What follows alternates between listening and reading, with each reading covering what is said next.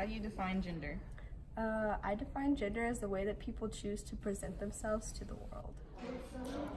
I think it's something that, other than race, it's what divides us into categories as a person. I think traditionally it's, male and female, but now we've kind of more broadly, it's kind of assigned to various identities where you can self-select your gender. I mean, I'd probably define gender as most people are distinct based on their genitalia, but gender's been very weird nowadays because people classify as either man or woman based on how they feel.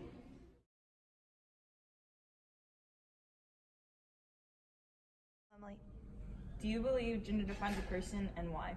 I do not believe that gender defines a person because they don't get to choose the way that they were born, but they get to choose the way that they present themselves to the world for the rest of their life. I would say no, just because nowadays people get to choose what they define as, and honestly I feel like it comes down to the person and how much they want to identify. It doesn't really define anyone because everyone is free to make their own choices and things like that.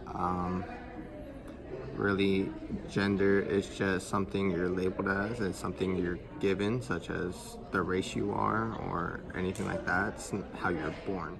It can. It depends on whether or not you identify yourself as, like, I feel I am male, or I feel like I am maybe transgender in some capacity. So if you prescribe a certain identity or an importance of an identity with your gender, then yes, I think it definitely defines it. No, it's what they do.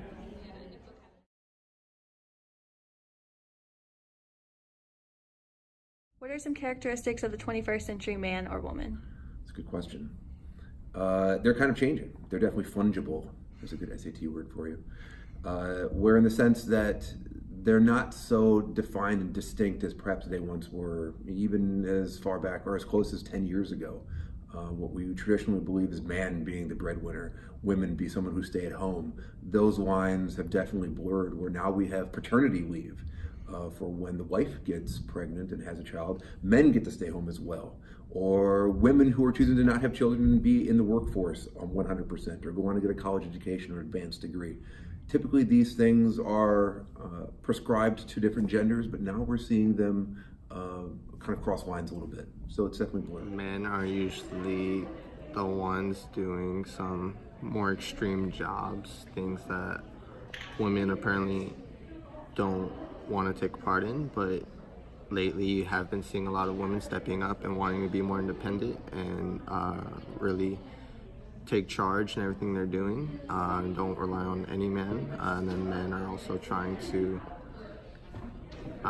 hold that role, I guess, and so it has been a pretty big debate in society lately. A typical woman would be seen as more delicate and girly and more proper or put together, where a man would be more spontaneous or fit or masculine.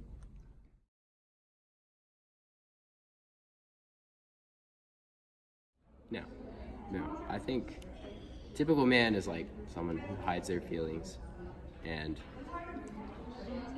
who needs to be the strong guy in the relationship, and sometimes I'm not the strong guy in the relationship. I'm like more sensitive than I should be.